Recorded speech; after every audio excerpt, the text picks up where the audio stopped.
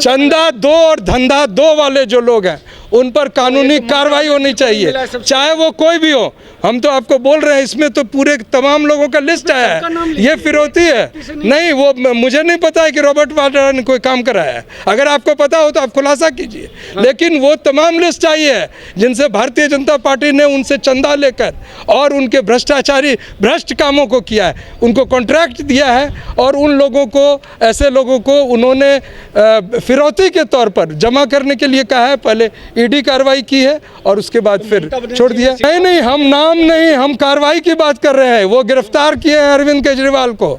गिरफ्तार नरेंद्र मोदी होना चाहिए, अमित शाह होना चाहिए, भारतीय जनता पार्टी के अध्यक्ष जेपी नड्डा होना चाहिए। क्योंकि इन लोग संविधान का शुरू से केजरीवाल विरोध करते आए, आरक्षण का विरोध करते आए, तब तो आपको बहुत बुरे लगे। देखिए, यहाँ पर हम आरक्षण के उनके विरोध की बात नहीं कर रहे हैं, तो रिप्रेजेंटेशन की तो बात। देखिए, जब संविधान ही नष्ट होने को है तो आप किस आरक्षण की बात कर रहे हैं?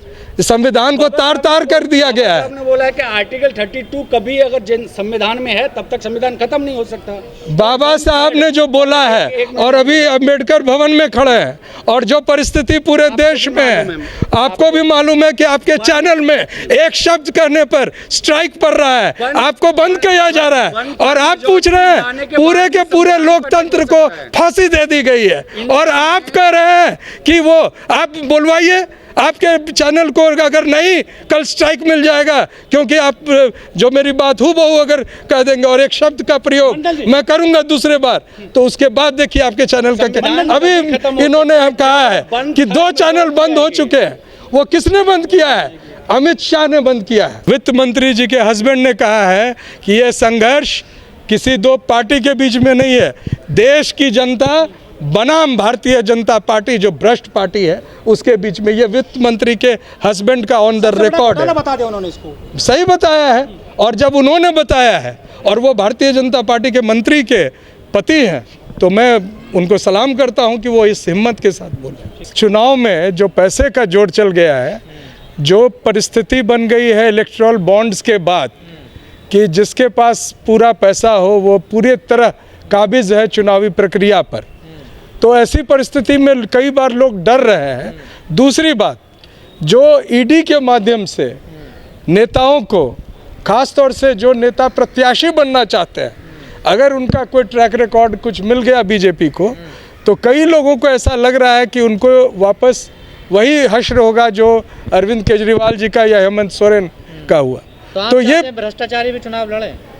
हम ये पूछ रहे हैं कि चुनाव में इलेक्टोरल बॉन्ड्स में FIR लॉन्च हो और सारी की सारी भ्रष्टाचारी जनता पार्टी जो है यानी बीजेपी, वो सारे अंदर जाए, जेल में जाए। हम तो ये मांग कर रहे हैं। ऐसा तो विपक्ष वालों पे मिल रहा है। देखिए, जिसको पैसा मिल रहा है, अगर उसके एवज में अगर कोई ऐसा काम किया गया जो साबित हो रहा है, तमाम ऐसे पैसे जो दिए गए हैं, उससे ये साबित हो रहा है कि पहले ईडी गिरफ्तार करती है, उसके बाद उसके पैसे लिए जाते हैं और फिर उन्हें छोड़ दिया जाता है। इसके साथ साथ कुछ लोगों के काम या कॉन्ट्रैक्ट मिलते हैं। अगर ऐसा किसी भी पार्टी, चाहे वो पक्ष का हो या विपक्ष का हो, कर रहा है, तो जाहिर तौर पर ये करप्शन का मामला है और उन पर जो करप्शन के विरुद्ध जो कार्रवाई होती है वो कानून सम्मत कार्रवाई होनी। हम ये कहना चाह रहे हैं कि ईडी के पास जो रेट ऑफ कन्विक्शन है वो 0 पॉइंट समथिंग है। उन्होंने क्या किया कि जितने केस हो गए समाप्त, उसमें उन्होंने अपना रेट ऑफ कन्विक्शन दिखाया। एक्चुअली में 0.5 यानी 100 लोगों का अगर गिरफ्तार किया तो आधे लोग को भी कन्विक्ट नहीं कर पाए आज तक। तो ये दिखाता है कि किस तरह से वो एक एजेंडा लेकर दूसरे नेताओं को पकड़ते हैं। उनके पास सबूत नहीं होती है, कानूनी प्रक्रिया में सबूत जुटाकर उनके विरुद्ध कार्रवाई करना बहुत ज़रूरी है। जो ईवीएम का विरोध करते थे, अब ईवीएम से चुनाव लड़ने चले गए। देखिए, इस शब्द का मैं अभी प्रयोग नहीं करूंगा, लेकिन मैं मानता हूं कि चुनावी प्रक्रिया से भागना हमारा कोई घोषणा कभी नहीं था। हम ये कह रहे हैं कि चुनावी प्रक्रिया को बेहतर बनाया जाना चाहिए, और सबसे बड़ा स्टेक होल्डर कौन है? जनता है। तो जनता को अगर विश्वास किसी चीज़ पे नहीं है, चाहे वो जो भी प्रोसेस हो, तो उस प्रोसेस को हटाना ज़रूरी है। आज मैंने मांग की है कि, और मैंने ही नहीं, पूरे जो हमारे मोर्चे के लोगों ने मांग की है कि इस चुनावी प्रक्रिया में एक रेफरेंडम यानी कि एक जनमत संग्रह किया जाए चुनाव आयोग द्वारा, एक बैलेट दे दे के साथ में सभी लोग जो वोट देने आएंगे कि आगे के चुनाव आप किस प्रक्रिया से करवाना चाहते हैं। इससे पूरे देश में ये तय हो जाएगा कि जनता को क्या पसंद है। देखिए, ये बहुत बड़ा मिसकंसेप्शन है जो हाल अभी है। आप ही लोग के माध्यम से हमारी बात पहुंचती थी और आप लोगों को भी स्ट्राइक झेलना पड़ रहा है, तो हमारी बात तो पहुंच नहीं पा रही है। पूरे अंतर्राष्ट्रीय दृष्टिकोण से भारत ने प्रोटेस्ट किया कुछ देशों पर कि अरविंद केजरीवाल के अरेस्ट पर अंतर्राष्ट्रीय टिप्पणी क्यों की गई। हर देश में जहां लोकतंत्र का हनन होता है, भारत भी उन देशों पर टिप्पणी करता है। तो सर, आप केजरीवाल जी के साथ में हैं या विरोध में हैं, या फिर? हम निश्चित तौर से संविधान के साथ हैं और संविधान सम्मत नहीं है केजरीवाल जी का अरेस्ट या उनका जो उनको जो डिटेन किया गया है या उनको जो रिमांड पर लिया गया है, वो ऐसे समय में ये कार्रवाई की गई है जब चुनाव घोषणा हो चुका है। ये कार्य अभी ईडी को बिना चुनाव आयोग से सहमति लिए हुए वो कर नहीं सकते थे। पर ईडी सम्मन तो 2 महीने से दे रही ना, वो उससे मतलब नहीं है। आपके सारे राइट्स, एडमिनिस्ट्रेटिव राइट्स विथहोल्ड हो जाते हैं। आज अमित शाह जी को कोई हक नहीं है निर्देश देने का ईडी को, लेकिन उनके निर्देश पर अरेस्ट हो रहे हैं अरविंद केजरीवाल। वो स्वयं चुनाव में एक पार्टी है और दूसरे पार्टी को लेवल प्लेइंग फील्ड नहीं मिले, उनको एक तरह से उनके नेताओं को अंदर डाल के बिना अपोजिशन का भारतीय जनता पार्टी चुनाव में आए, वो प्रक्रिया की जा रही है और ये हम सब देख रहे हैं। निश्चित तौर से जब तक उनके खिलाफ पर्याप्त सबूत नहीं है, भारत का संविधान और भारत का कानून कहता है कि हर एक व्यक्ति निर्दोष है जब तक उसके खिलाफ कोई भी जो आरोप है वो साबित नहीं हो जाए। इनके खिलाफ एक भी सबूत नहीं पेश कर सकी है कोर्ट में, फिर भी 7 दिन का और रिमांड मांगा है कोर्ट में। और इन 7 दिन में एक भी ऐसे कागजात नहीं, बल्कि जिनका बयान लिया है उनसे जो इलेक्टोरल बॉन्ड्स के माध्यम से भारतीय जनता पार्टी ने उनसे 5 करोड़ रुपया पहले रिश्वत ली है और अब तो ईडी को उस व्यक्ति के खिलाफ कार्रवाई करना चाहिए क्योंकि ये प्रूवन है। सुप्रीम कोर्ट के आदेश पर वो ऑन रिकॉर्ड है, इलेक्शन कमीशन के वेबसाइट पे है, तो किसी की सबूत की ज़रूरत नहीं है। पूरी जनता देख रही है, देश देख रहा है। तो जो ये व्यक्ति जो अरविंद केजरीवाल के खिलाफ गवाही दे रहा है, उसने घूस दिया है और घूस लेना और देना दोनों अपराध है। अभी जो इंडिया गठबंधन बना वो तो ऐसे बिखर गया ना सर, जैसे कौन बोलता है बिखर गया?